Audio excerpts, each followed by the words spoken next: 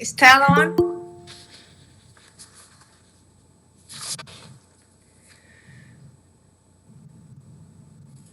Evan, is Tal on? Not yet, no. Okay.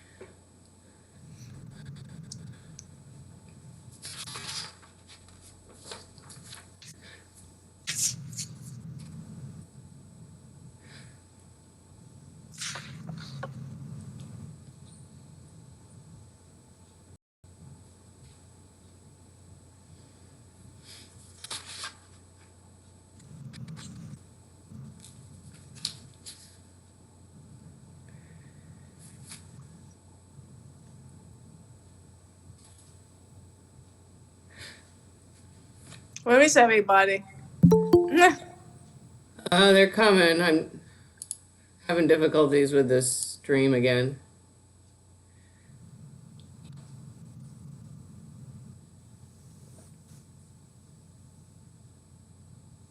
I have Evan and Frank.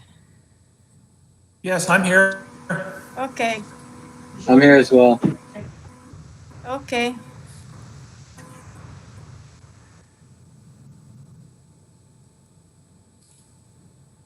You got Cindy? Not yet. How about Angus?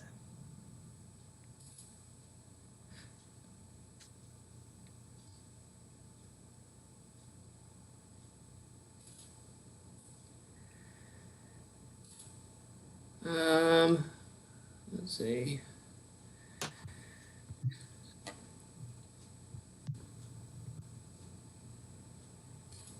Here's Jonathan. Okay, we got a quorum. I'm here too. Oh, Cindy, you're on the phone. Okay. Welcome. Is Dave on the phone? Not yet.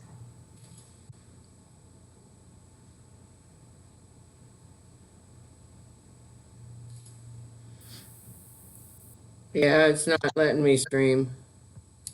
Huh?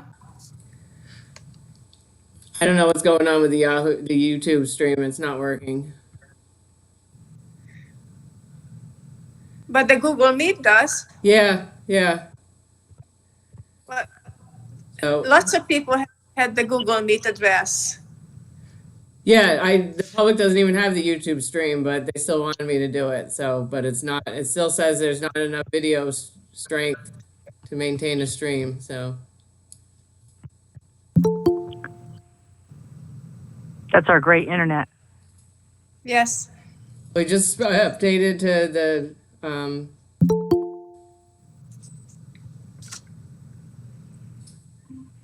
fiber optic. So I don't know. Okay.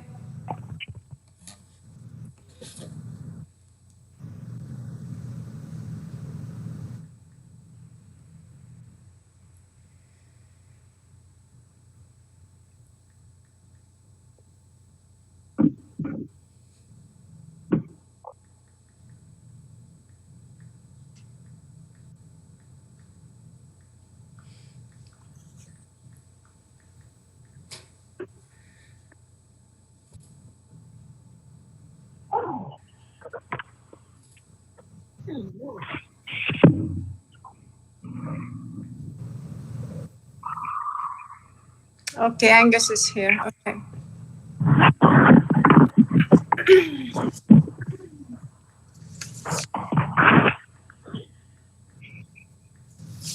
Dave's here. Hey, Dave. waiting for 2 more minutes. While I have everybody, I will say this again. If you're not speaking, please mute your phone or the mic.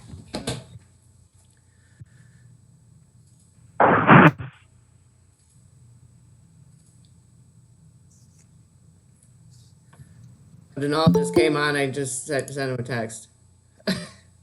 Who said that? I said Denal just came on. I just sent him a text that the stream isn't working. Yeah, okay. That's his problem. I'm thank God I'm not in charge of it.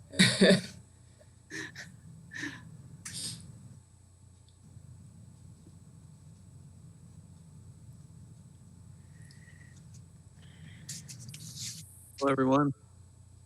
Hi, Tal. Hear me better this time? Hey, Gabriella, this works better. Yes, this is working okay. However, Erin tells me the YouTube doesn't work. Oh, no. Everybody has Hello, the. Ann. Hi. Hi.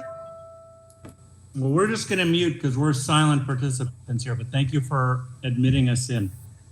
Yes. Welcome, everybody. All right, 7 o'clock. We're calling the meeting to order.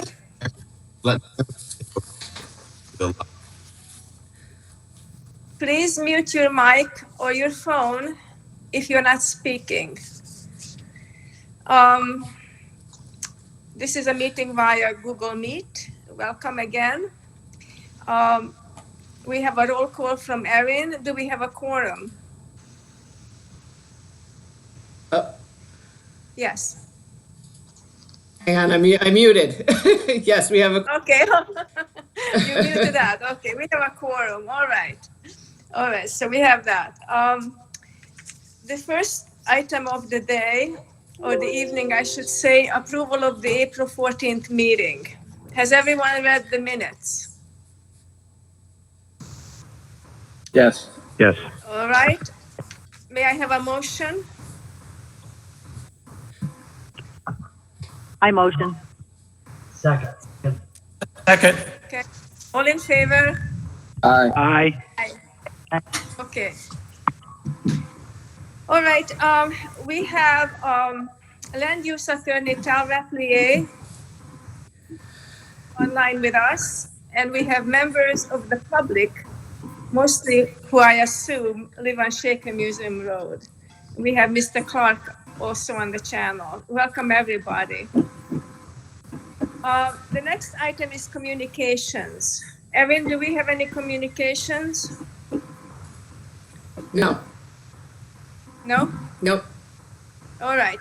I have two emails, both from the public. One is from Mr. Paul Sagan, who emailed me, having read the packages that we have put on the website. And he had a question about the, let's see now, the treatment discharge. We will cover this during the meeting. This was wastewater that was switched from going into the creek into a septic system now. Then the second point of the email is that he's questioning whether the comparison of the traffic to the time when there was an inn, a restaurant, a bar, and a dairy is really an appropriate measure. We will talk about this today, and we will do some more work on it.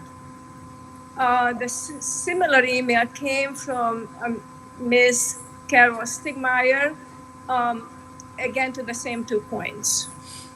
So I would like this to be entered into the records.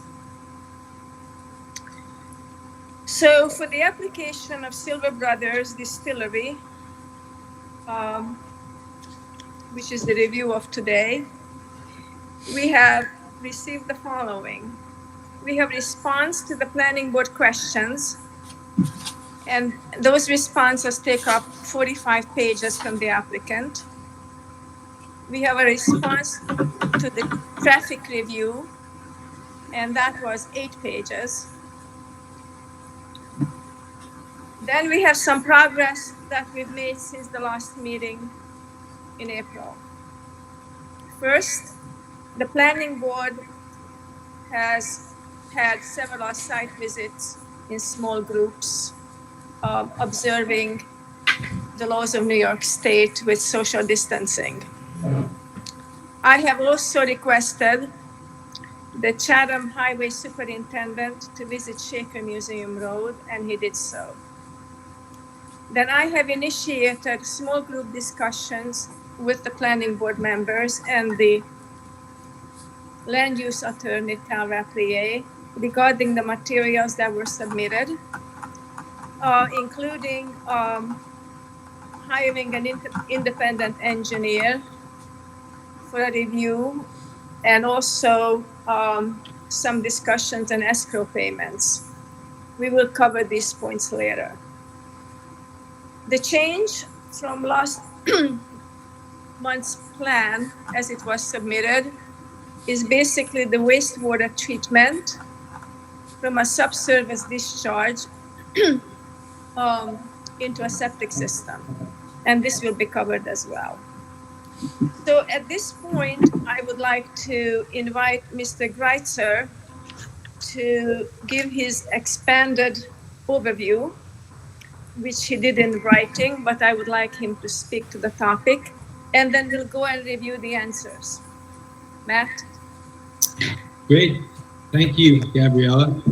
I'm happy to give as much of an overview as you'd like. I have the project narrative that I submitted to the planning board. Would you like me to just maybe read the introduction, or would it be helpful if I went through the entire narrative?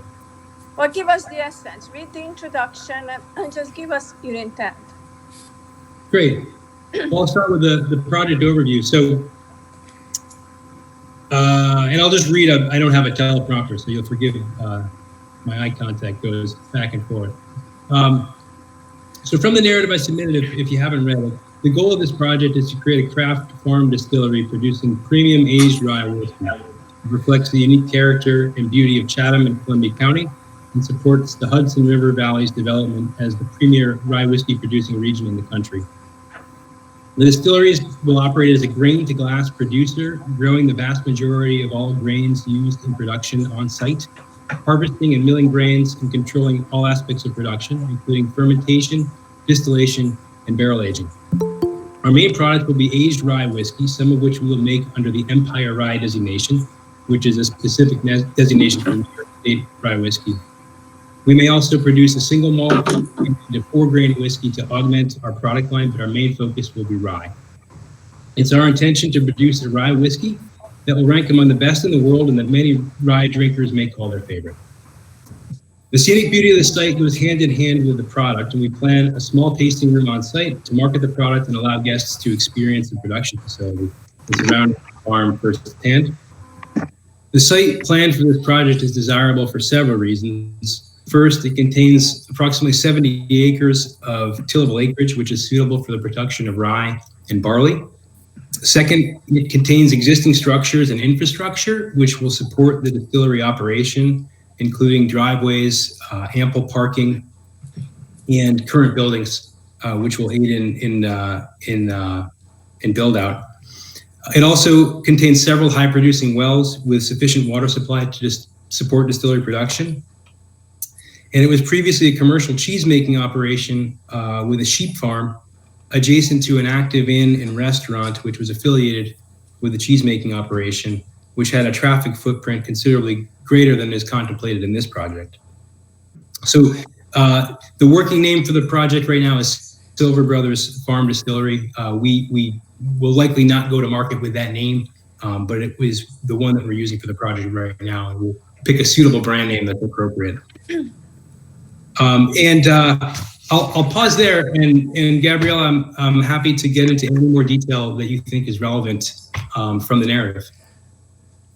All right, I turn it to the planning board. Does anybody have any questions for Matt?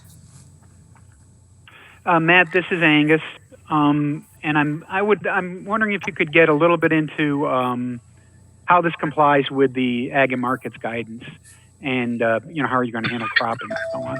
Sure. So New York State Ag and Markets specify that a farm distillery operation has to produce their product from 51% or more of crops grown on site or leased by the farm.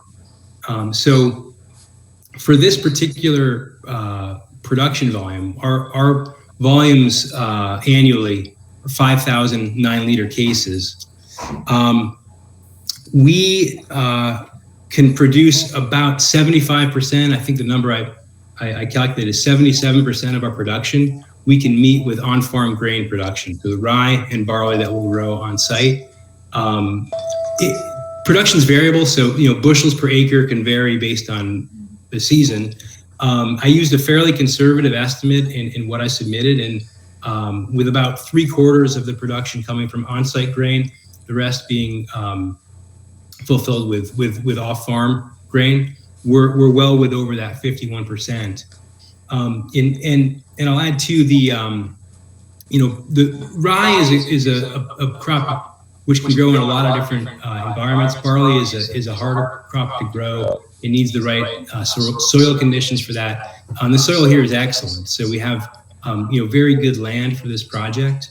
The intent is to subcontract or partner with a grain farmer to actually manage the grain growing and grain harvesting. And then that grain will be stored on site and put into production over the course of the year as we distill. Does that answer your question? It does. It also raises another question. Now, where are you going to store the grain exactly? So we'll have grain bins on the site, sufficient for storage. And if you could, from the photos in the packet, and if you recall from the tour, there's currently a grain bin in the back of that large section of barns, and I think we'll line up several along that grain bin. So it really won't be visible from any part of the property. It's pretty well tucked behind that barn, but that's where we'll store it. There's also ample storage on that property for grain in so 55-pound sacks if we go that route. But the most likely option is we'll put them in grain bins. Okay, so I have a question for you, Matt.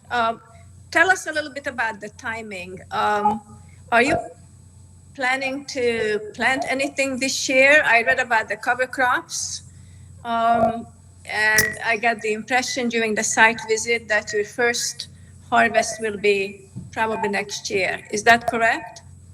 Well, we'll see. Timing-wise, winter barley, winter rye, we'll plant in the fall, so September, October timeframe. So it's possible that we'll plant this year, in which case we'd harvest in the summer of 21. And then our production plan is to start producing in the fall, probably late fall of 2021. If we don't plant this year, if we don't plant until next year, then planting will happen sort of right before production starts, and we'll produce initially with off-farm grain. We'll then harvest in the summer of 2022, and we'll be producing with a predominantly on-farm grain in that capacity. So given the timing for startup farm operations, Ags and Markets, as I recall, gives sort of a 2-year window for grain producing. So we pretty confident that we can get the sort of 75% or greater than 51%, if you will, of production in that time window. So hopefully, if things go quickly, we'll plant this fall and harvest next year. We won't be producing in the summer, so we'll store some and we'll probably sell some. And if not, worst case scenario, we plant next year. We'll start production with off-farm grain, and then we'll start to roll in the on-farm grain when it's harvested. And I'm confident that it'll put us within that 2-year time horizon for startup farm operations. Thank you. Thank you very much. Anybody has any questions on this overview? If not, I would like to invite Dave Everett, who was actually in my team on the site visit. We had two teams and then an independent person who couldn't get in with us at that time. And so, Dave, if you would please. Yeah, thanks, Gabriella. I'll just spend a quick minute going over the site visit. And as you said, the planning board went out to the site in two small groups, and we toured around the outside of the facilities as well as the inside of the facilities. On the outside, where we started, obviously, we looked at where the parking would be for the tasting room, the access drive. We also reviewed all the different farm fields and where they would be located in relation to the barns and how they would be used.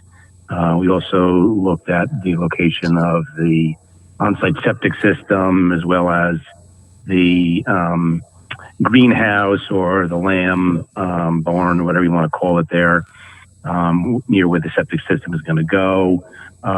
We did tour some of the barns on the outside where there's going to be used for storage, and as well as the parking areas for special events. The facility is a pretty large facility. There's a lot of paving around the barns now. Plenty of room for parking there for any special events that may occur. And then we also looked at the wellheads and the location of those on the outside. And then as far as the inside, we went in and looked at the tasting room area, which is a pretty small room. It was essentially one of the offices from the sheep herding company, cheese manufacturing business. There were some other offices there as well. We went into the area where they were going to be conducting the distillation activities, which is essentially where they had previously milked the sheep in that area. And then we toured inside the main barn where there are going to be some additional bottling rooms and storage rooms and stuff like that. So it was, we spent maybe an hour or so there. Those are pretty much the highlights of the visit. If any other board members want to add anything, from their observations, feel free to do that. But that's essentially the thumbnail sketch of what we saw. Anybody else? Okay, I have a comment. I think it was really useful for the planning board to be able to see the planned activities. And Matthew, you were an excellent tour guide. We could picture as to what you were going to do, having seen and being on the premises, which includes the middle of the barn, if you so speak, for the distillery operation. And the fact that there will be no alteration on the exterior of the barns. It was, we could visualize, if you will, as to what will happen. The tasting room is 800 square feet. We'll get into that in a second. And it's a low impact in terms of visitors. So if there's no one else who would like to comment on site visits, we'll move on and start reviewing the application. Okay, all right. So let's start with the questions. We have a lot of answers. And so the first one is the traffic. And so Matthew had submitted a whole report to this traffic, and perhaps the question on the table today will be as to what exactly is the measure for the road, which is Shaker Museum Road, which is a town road. We have opinions from the highway superintendent and statistics that he had submitted, and you have given us the DOT summary, and we now know what you're planning to do with the tasting room. So tell us if there's anything else you wish to add. On the traffic specifically, happy to get into any details that would be helpful. Generally, to my earlier comment, we feel it's a pretty light traffic footprint, given where the property had been historically. But Andy Didio, who's on the call from Taconic Engineering, really did the lion's share of the work in assessing the sort of previous traffic and future projected traffic. So I'm happy to let him jump in and give any details that would be helpful here. Okay, Andy. Hi, everybody. Hi. Hi, Gabriella. Yes, so I think just to touch on it briefly and to address a couple of the sounds like the comments from the public. The thrust of the traffic study reviewed not only the highway superintendent's traffic counts from 2019, but also the state DOT traffic counts from 2015, and did a comparison of kind of daily trip traffic and what the level of service of that low volume rural road is, and compared that to historic data. And I can appreciate the comments about whether or not it's appropriate to compare to, say, the Inn property, which was better part of 20 years ago. But we wanted to put that into context as to what the historic use of Shaker Museum Road was. I think the important part is, and really the most current and relevant, would be the cheese production. So we saw essentially a pretty much a 1-to-1, slightly higher on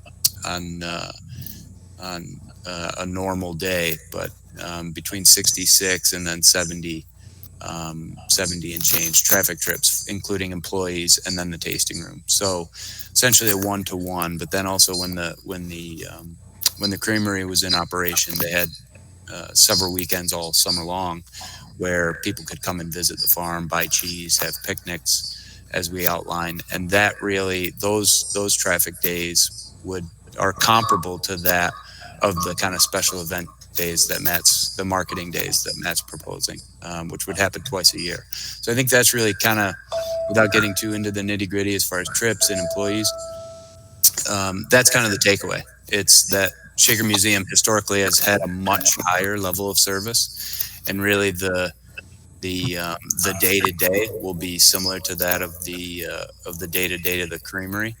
And again, the kind of weekend traffic that the creamery would see is on par with what you'll see twice a year with the marketing event. So we see it as a net decrease in the level of service there, without an increase in service level to Shaker Museum Road as far as AASHTO is concerned. Yes, thank you. So the heart of the issue, Andy, is the tasting room and the number of visitors and the number of visits. From everything I've read, I see that you're planning a slow build.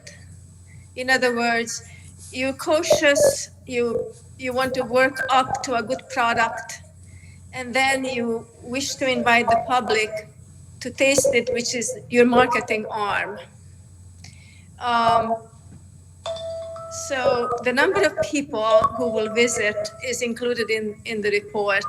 The planning board usually looks at the parking spaces and the lighting. And so you have currently 21 parking spaces that's present. And to my knowledge, you're not planning to increase that. Is that your long-term intent? Yeah, and let me just confirm what the number that we have on the plan is. But we did update the current site plan to include the special event parking areas, but I wanted to see what our regular parking number was. Yes, 21. Yep. 21, I have a good memory, yes. You do. Yes, all right, so the 21 will suffice for your tastings. Is that you're happy about that? Okay, Yeah. all right. Anybody else from the planning board? Any other questions, comments? This is Angus. I'm jumping in again. I apologize if I jumped in front of anybody. I know we're talking car traffic. No, we just talked kind of generally. I just want to confirm what we're talking about in terms of larger vehicle traffic. Because that's really, at least from my perspective, that's one of the issues that we want to be, cognizant of is our larger vehicles as well. Yeah, great question, Angus. The creamery, historically, which again ran right up until 2019, would take 8 to 10 truck deliveries a day. So that was shipments and deliveries, both of dry goods, raw materials, milk brought in, and shipment of final product. So, And when you say truck, I guess that's what I'm getting at. What do you mean by a truck? What's that? yeah, it was a kind of a mix. It was everything from refrigerated cube vans all the way up to triaxle trailers. So if dry goods were being delivered, oftentimes they were coming on a tractor trailer from kind of a bulk shipment. Whereas the smaller refrigerated, and I think even some of the larger trucks were refrigerated trucks for actual finished product shipment. So it kind of ran the gamut. What is proposed is essentially one small truck, kind of a sprint van, per day, and one kind of triaxle monthly triaxle trailer for grain, if grain's being brought in, or dry products or something. That's kind of the estimate right now for and really for what the production is going to require. So essentially, you go from 8 to 10 truck trips from varying sizes down to a day, down to a single sprint van. And we'll also be taking out spent grains, right? I'm sorry? You'll be taking out spent grains, right? Taking out spent grains. Yes, I'm sorry. Oh, yes.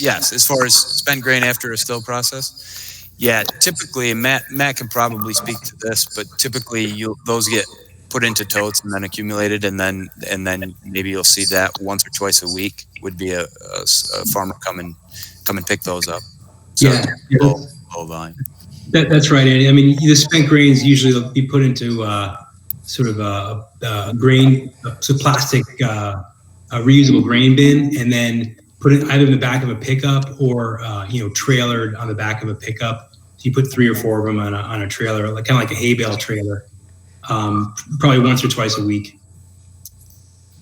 And that's Angus. Just to kind of clarify what the production. So the current production that Matt's talking about, the 5,000 9-liter cases, that would, in speaking with his distillery consultant and looking at Matt's narrative, that's essentially 2 still days a week. So you're kind of only generating that spent grain twice a week. So I would say, and that's kind of the ultimate, that's the 5-year outlook anyway, on that 5,000 cases. So yeah, I would say 1 to 2 is a conservative estimate on that. So again, Thank you. Nowhere near where it was. Yeah. Thank you. Thank you. All right, so we go on to questions 2 and 3, which is signage and lighting. You've given us your answers. Any questions from the planning board regarding this? No, then we move on to the review checklist.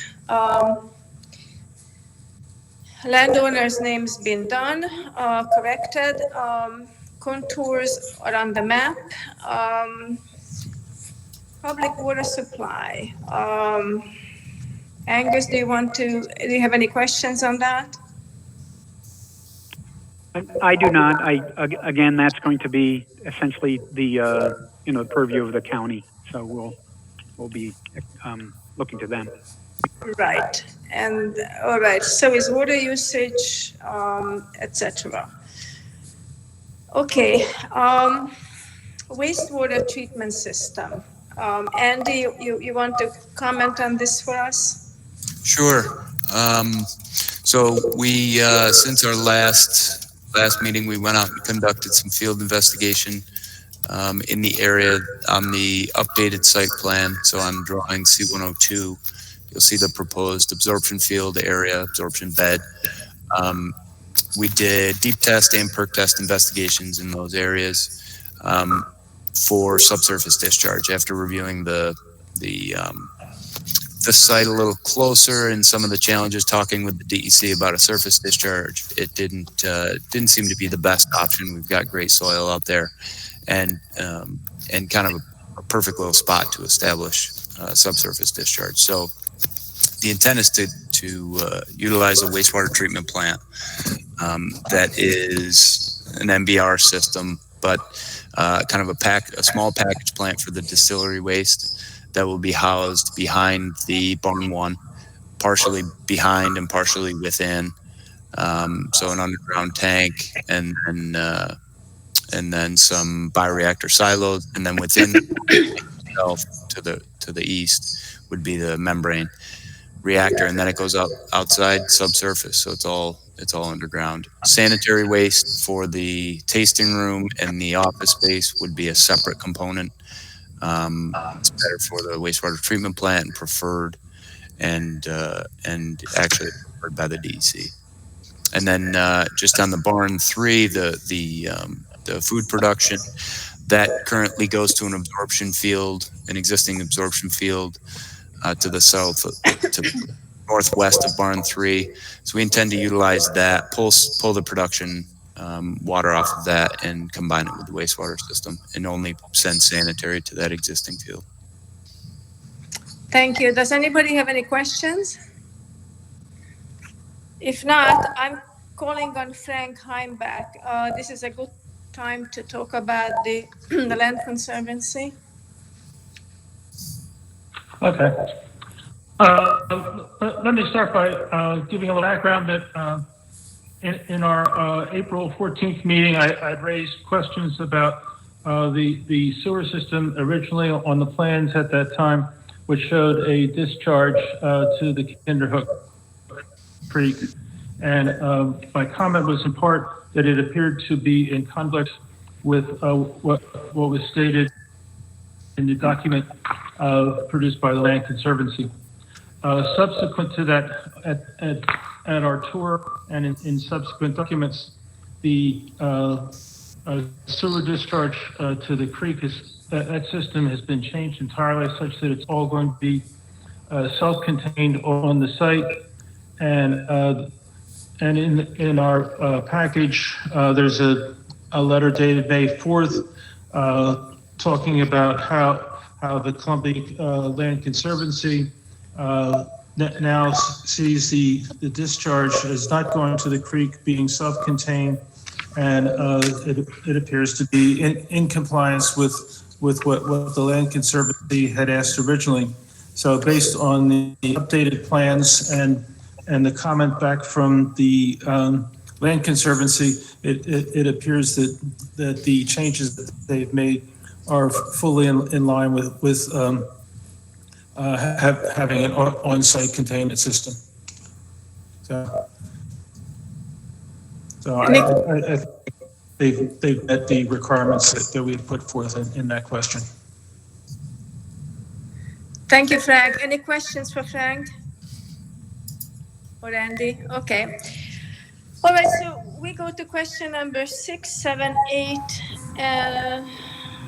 Evan, would you like to tell us about the floodplains and the wetlands? Yeah, sure. So questions 6, 7, and 8 all speak to wetland concerns or questions that we had. From the mappers, it appeared that there were both Army Corps wetlands and New York State DEC wetlands on site. From the response that we received from Taconic, it appears that a delineation was completed on April 23rd and 24th of 2020, and these boundaries have been identified on the most recent site plan that we received. So that addresses questions 6, 7, and 8. In question 9 was a question about the existing surface of the of Shaker Museum Road and the facility driveway, and the applicant has stated that the drive and road serving the project site are both asphalt, and there will be gravel parking within the facility. So I mean, I'm happy with those answers. Now, does anyone else have any thoughts on what we received?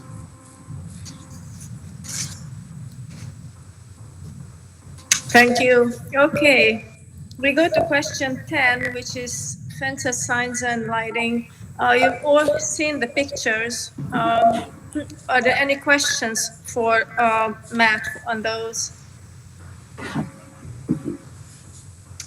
No. All right. Question Hey, 11. Gabriella. Sorry. I had a quick question on the signage. Does the applicant know whether or not that's going to be internally illuminated or externally illuminated? Has there been any thought about what the signage is going to look like and how it's going to be lighted, if at all?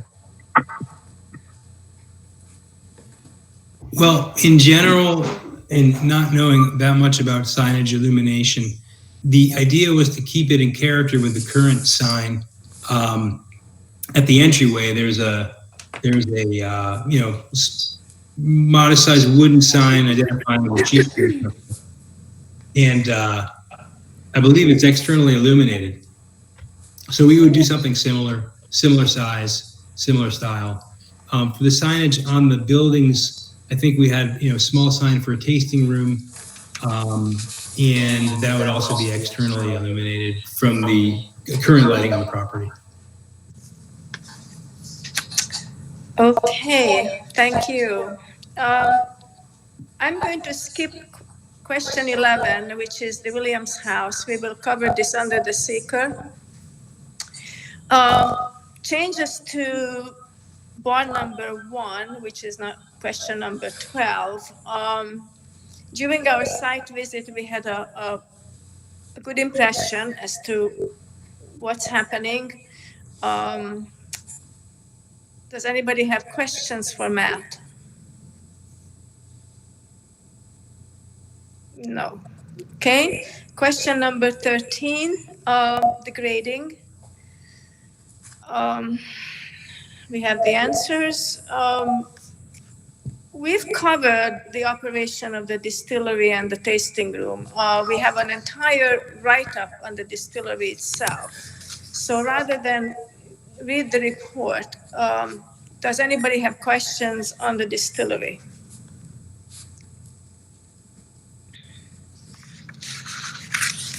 No.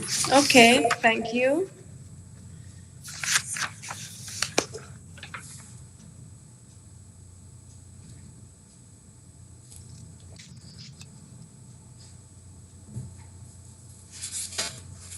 Okay, excuse me. We've answered question 16 in the overview, 17 as well. Okay, so Angus, I propose we go to seeker.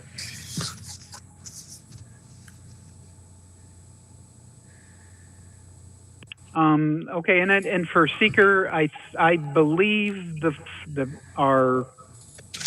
first thing that we should do is declare lead agency status. So I would move that we vote to declare lead agency status. Second. Declare the planning board. Okay. I'll second. All in favor? Aye. Okay.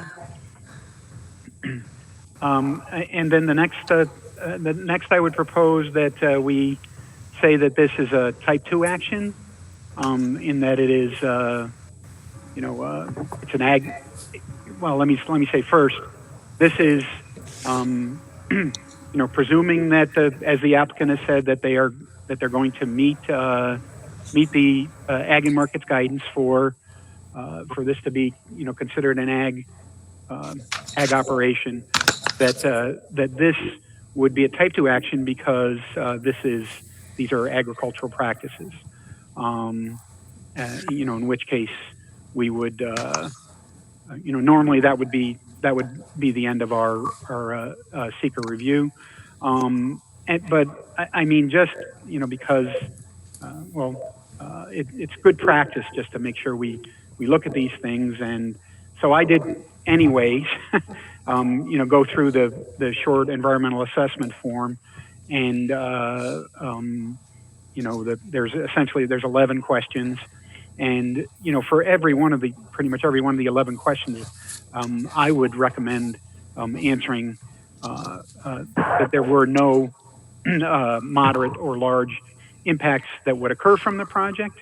But I would also say that some explanation for some of the questions also makes sense, especially for question 2, the intensity of the land use, which to me maybe that is somewhat of an increase, but it's probably less intense than previous land uses or maybe even recent land uses, and certainly much less than a fully developed land use increase would be. Then the use, there's also the potential for a traffic increase, under which is what you would cover under question 5. And my view of that is that, what I would recommend to the board, the view of that would be that the resulting combined and future increase will not exceed the combined existing traffic and future increase from the project will not exceed that of a very low volume local road. There's also a question 8 on the form related to the character of important historic, archaeological, and aesthetic resources. And that's in this case, I'm thinking of the John S. Williams home. But I think the use is consistent with the aesthetic of that home. And finally, there's a question 9 about, essentially any potential effects on water quality. And I believe that the engineered system and the requirements included in a speedies permit would mitigate against any damage to water quality. So, and I'd also note that although the site area includes floodplain and wetlands, the project area is not within, nor does it encroach on those floodplains and wetlands. So, I mean, those are what we would, the process we would normally go through for looking at a short environmental assessment form. And even though it's a type 2 action, I think just going through that was a reasonable exercise. Okay, so thank you, Angus. I'd like to hand it over to Jonathan on question number 12. In regards to question number 12 and on the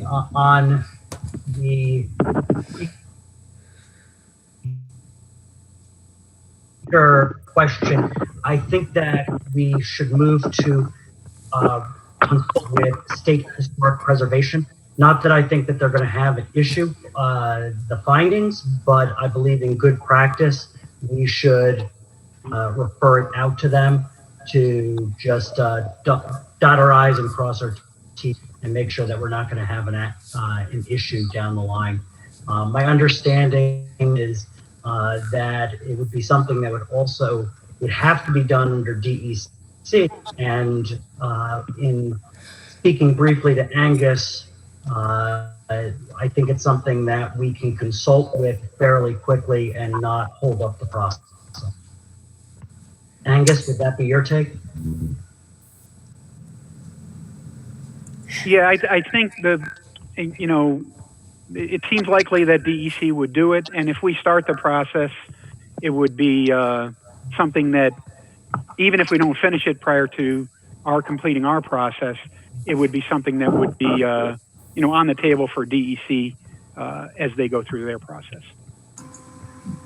Okay, thank you. I'd like to hand it to Cindy regarding the comprehensive plan. If you could make some comments. Yep, this project falls in line with the town's comprehensive plan. Okay, so how are we doing, Tal? Where's Tal? Sorry, I just had to unmute myself. Can you Tal, hear me? I can't hear you. Better one? Cannot. All right, let me. A little louder. Is this any better? No, Is that any better? no. All right, let me call in. I'm back.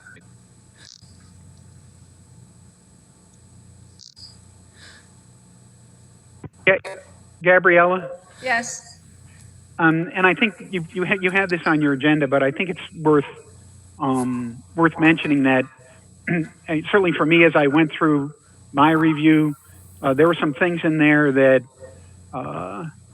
I'm sure I could have had an opinion on, but I think it benefits us to have somebody else look at another engineer. Yes, I will get to that in a sec. Okay. Okay, Let's good. finish this one. Okay. Okay. Let's see if Tal can call in. Okay.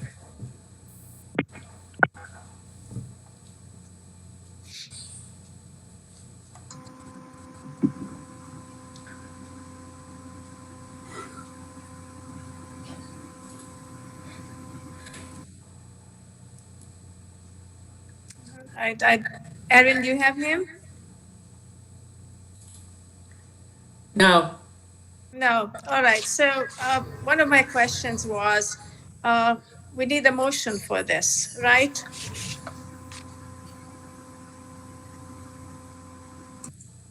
Well, I think it depends on if everybody agrees with me, but I think there's some things in the application. This is Angus, and I hope I'm coming through. But there's some things in the application, like having an engineer look at the traffic and some of the safety stuff. Is that what you're asking about? Yes. Okay. So let's get to the next point, which I wanted to sort of finish this one off, but to do diligence, excuse me, the planning board is recommending to hire an independent engineer and to take a look at this application and any potential issues or questions that may be disputed. So the person of choice, having talked to a few people on the planning board, is, it's Pat Prendergast, who was the engineer of record during the previous administration. And even though he's not appointed at the moment, it's in early days. I have met him when I first came on the planning board. He was working on a project for us. Anyway, so Pat has, I had sent him the package and he had looked at it and has submitted a proposal to review the project and summarize the findings in a letter. Angus, is there anything else you want to add?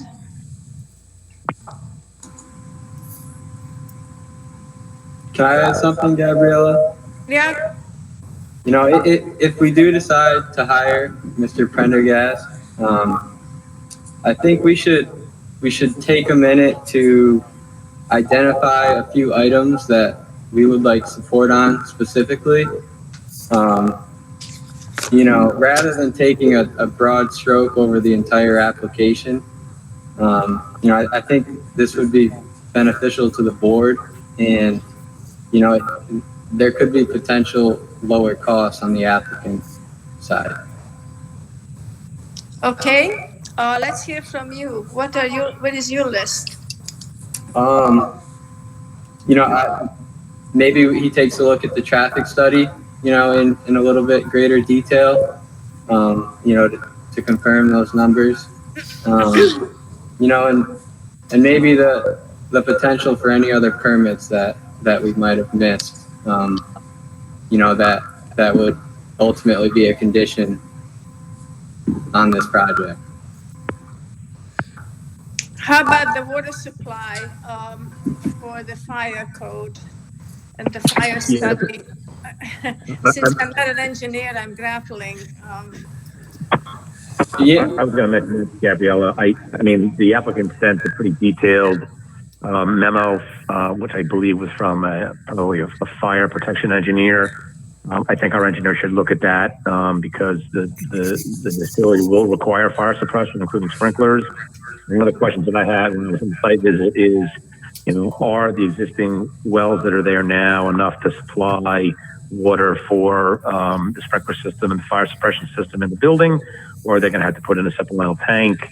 Those kinds of things I think the engineer should take a look at and just confirm conclusions and findings of the applicant's engineer with respect to fire suppression.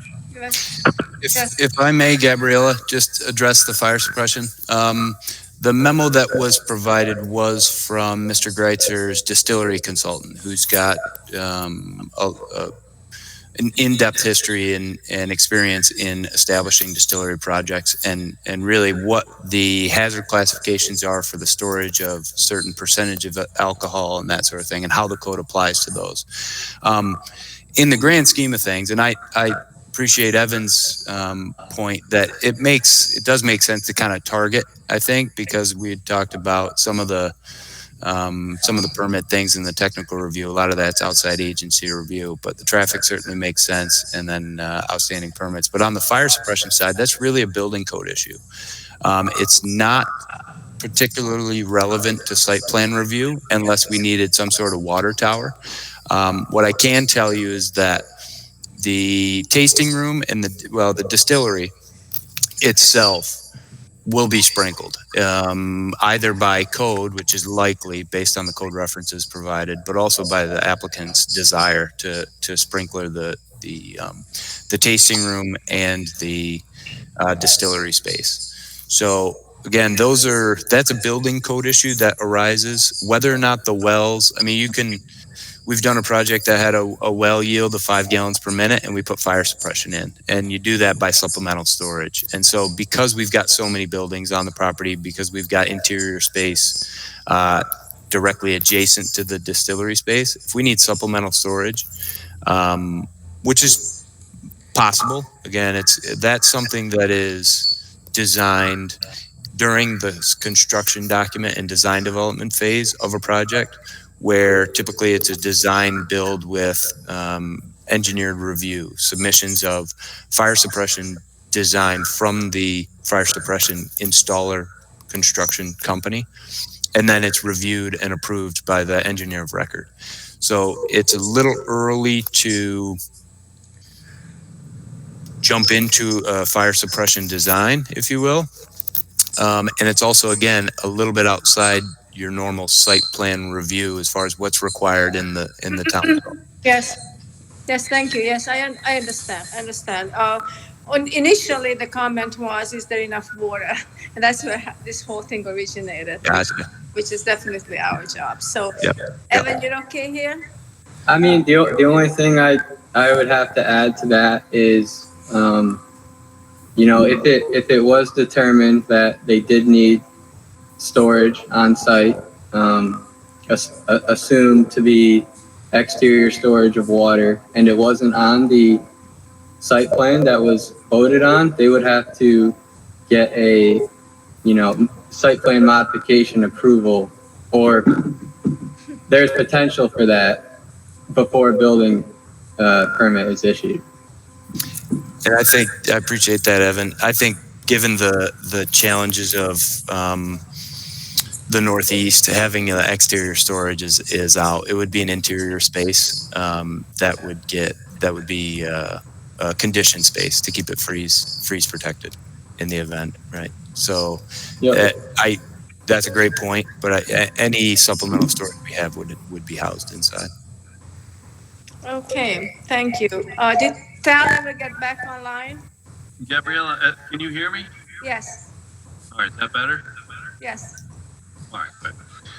Because I dialed in on my phone and muted everything else on the computer. So yes, I think that we're going down the path correctly here.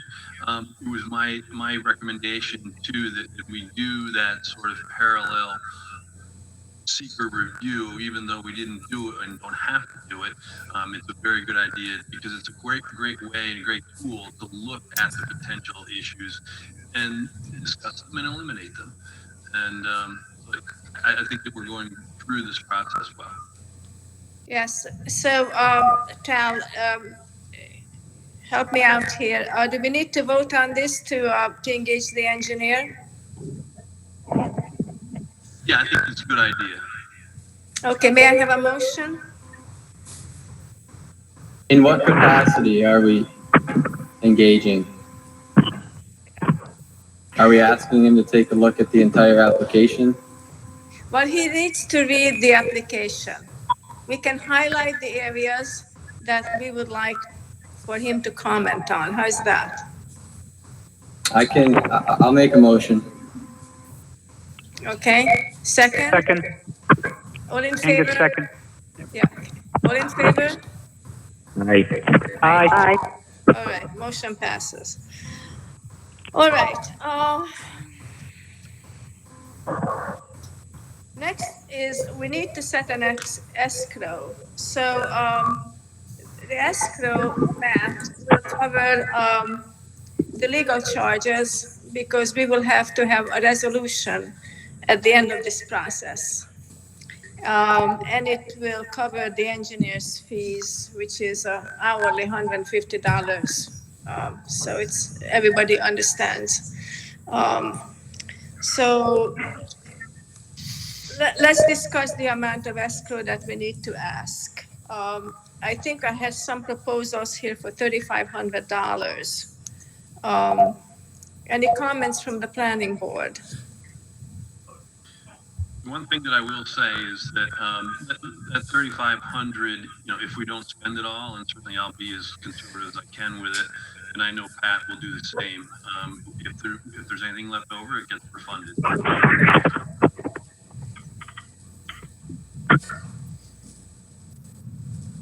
Any comments?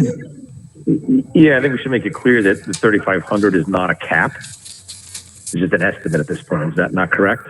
That's correct. Yes. There's also a provision in the proposed agreement that says that if it drops below 500, then they have to replenish it back to 35.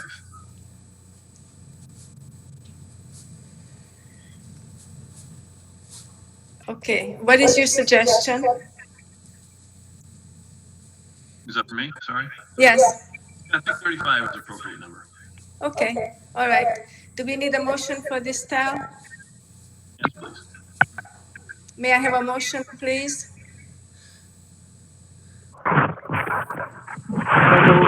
I make a. Oh, All in I favor? second. This is Yep. the- All in favor? Aye. Aye. Thank you. Aye.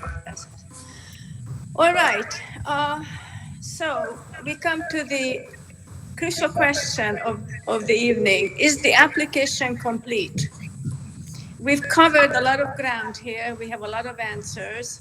We have a few outstanding pieces that need to come in before the next meeting. Let's hear from the planning board. I can't tell if I'm muted or not. If I'm not muted, I think the applicant, when you say things need to come in, I don't think they're things from the applicant. I think they're No. there are other things. So in my mind, I think the application is complete. Everybody agree? I agree. Great. All I right. agree. All right. Do we need a motion for this, Tal? I move that we declare the application complete and even I'd go farther that we should schedule a public hearing for the next planning board meeting. I agree. All right, let's make the motion. I made the motion. Okay, Second. second? I will second. Okay, all in favor? Aye. Aye. All right. All right, our next meeting will be on May 9th. Not me now. No, June. June. I'm so sorry. I'm in the wrong month. I apologize. June 9th, okay? June 9th. Is the applicant aware as to what they have to do? In regards to the escrow, if you could just follow up with instructions on how that is to be paid, that would be helpful. And if there are any instructions for the meeting on June 9th, that would also be helpful. For the escrow, I will email you a copy of the proposed agreement, and if you have any changes or whatever, you can let me know. But basically it would be submitted to the town and administered by the town bookkeeper. And when a bill would come in each month, you would have, it would be sent to you, you'd have 5 days to comment on it. If you had questions or whatever, it could be changed, deleted, whatever. And then after 5 days, it would get paid. And again, if there's money left over, it'll be refunded. And if we deplete it, then it has to be replenished. Great, thank you.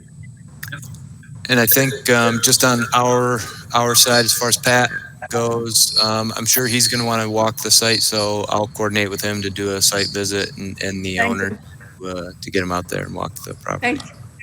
Thank you, Andy. Thank you. If I'm sure, if I'm correct, there's no material response you need from us at this point, aside from any developments we have on Department of Health or additional information permit wise. We'll submit that as it's ready. Right. Great. Now, for the public hearing, you have to inform your neighbors. Yep. And is that a 500-foot radius from property line? Aaron can give you the list All right. of Sweet. all adjoining landowners. Adjoining. Okay. Great. Yeah, it is with a 500 feet, but I can get that. Yeah. It's probably the adjoining too. They're big parts. Yeah. Does anybody have any additional comment for Silver Brothers? Can I speak to the Sorry, I just had a thought. For next month, if we do a public hearing, I don't know, I know they're doing work at Crellin Park with the pavilion, so I don't know what the status is, but would it be possible to have it under a big roof in one place outdoors like that, rather than do it over the phone? I don't know. We had explored the firehouse, but it got to be way too complicated in terms of sanitation, in terms of cleaning everything and sanitizing everything. So I don't think so. Well, the pavilion's outside. That's kind of why I was, Yeah, but I it's a know. roof in case it rains. Well, It was a thought. we could check it out. Like I said, my idea was the Tri-Village Firehouse, but it didn't fly. So. Isn't there a large barn on the site of this project that we could meet in? Right, we've got 17,000 square feet on site that we could potentially use at that time. All right. Anything else on Silver Brothers? Let me just jump in on the public hearing and the way we've got it set up right now, at least. My recommendation right now, because we have not been opened up or unpaused, if you will, at this point, that we should probably prepare for it to be in this forum. If we can open it up, if we're allowed to, then we can take that step. But for now, my recommendation is that we not do it in person. Great, thank you. So that will be, I think we are done with Silver Brothers. The planning board has some other housekeeping. Gabrielle, can I speak to the comprehensive plan quick? Yep. I just wanted to point out a couple things. Farming is very important to the town of Chatham and the community as a whole. As outlined in the comprehensive plan, the principal permitted uses within RL2 should be farming and farm-related activities, as well as low-density residential uses. This application doesn't describe farming in a traditional sense of corn and potatoes, but it does appear to be an agricultural use pursuant to Ag and Markets guidelines. As time progresses and farms are sold, it's not always the case that an existing ag use is replaced with a new one. Although this application strays from the traditional sense of farming, it is, in essence, an agricultural use. And I believe this project and this application is in line with the comprehensive plan, and it supports the goals of farming that have been outlined in the comprehensive plan. That's it. Thank you, very well said. Thank you, Evan. Anybody else?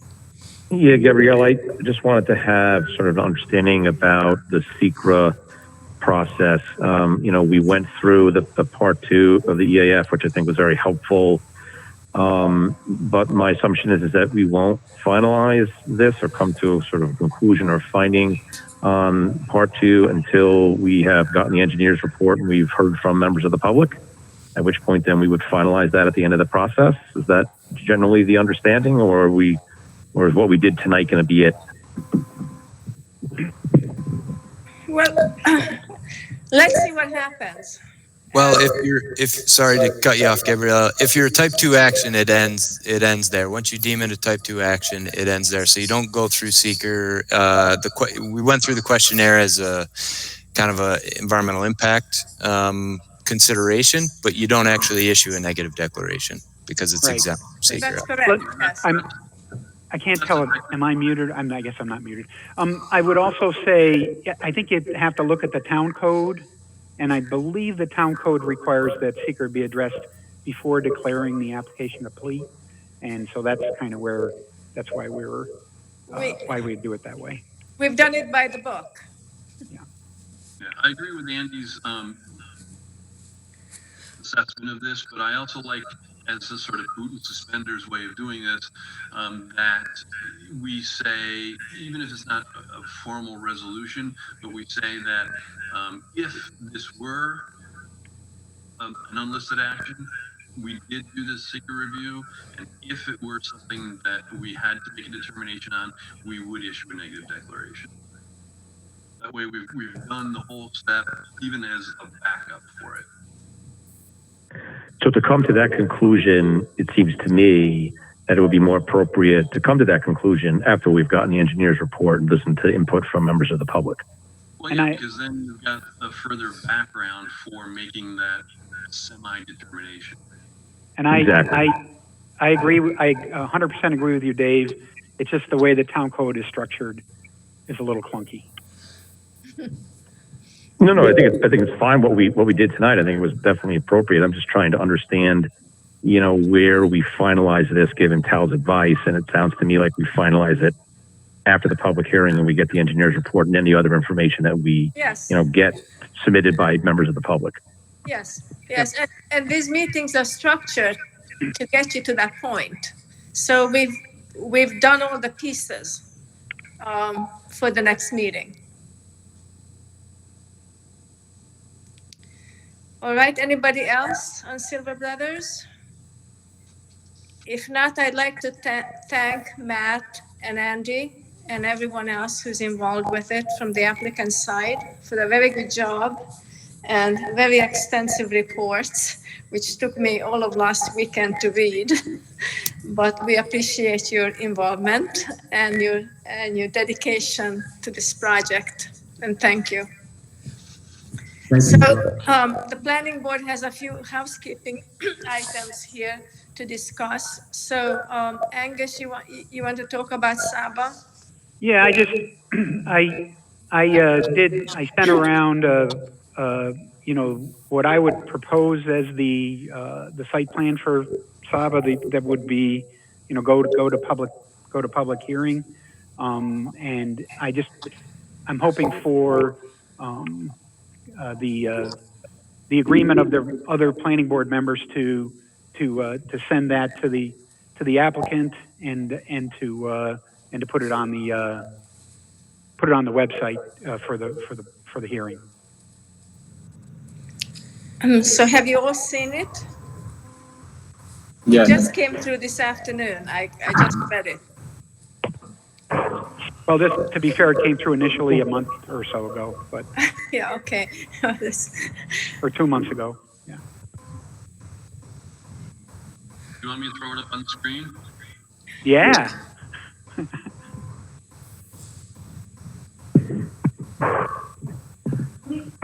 I'm fine sending it to the applicant and putting it up for purposes of the public hearing, as long as the applicant understands that because we're sending it to them, this is not necessarily the final plan. The plan may get further revised as it relates to comments from the public hearing or further comments from the planning board.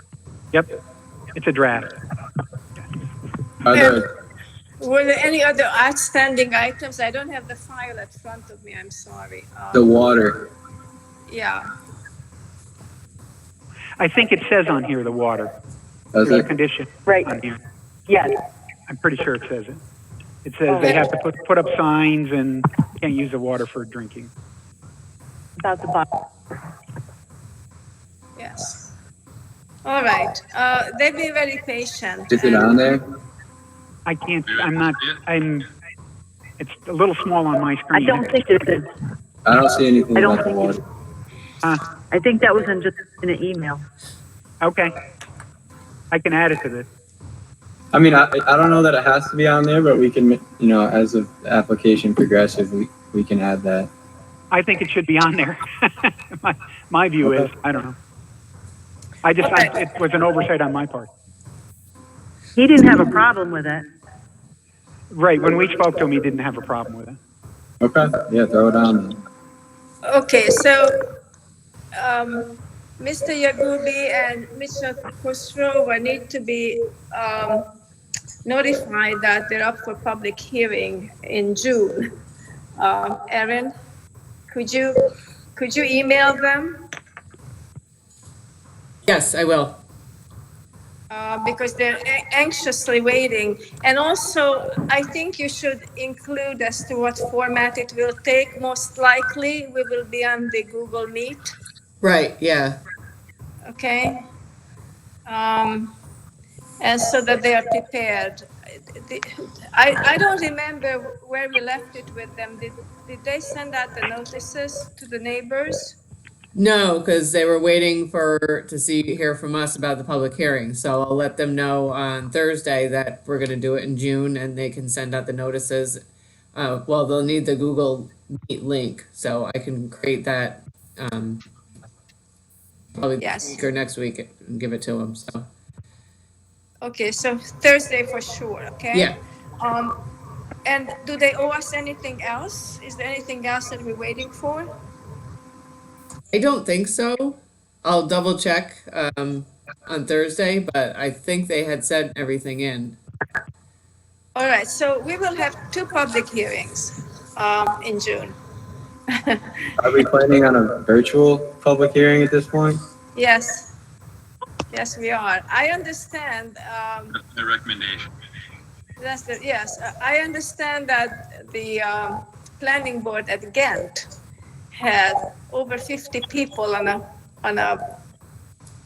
virtual. Yes, yeah, they did, and there was like a little icon and a doorbell went off and the little hand raise went up and said somebody wanted to speak and the person got. Is there any to potential to switch to Zoom? Yeah, that's what Gen did with Zoom. So, but I don't think we can switch to Zoom here.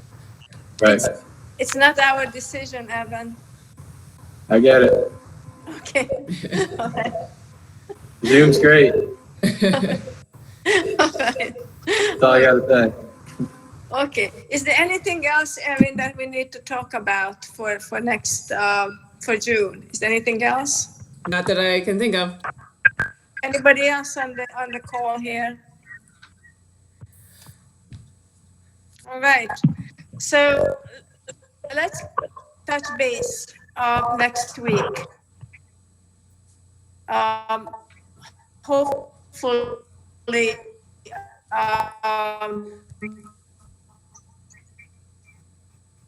all of the things that we've decided upon will be happening, and keep in touch.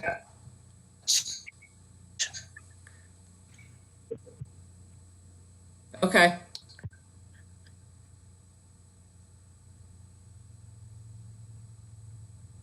All right. Well, thank you very much, everyone, for all the work, the participation.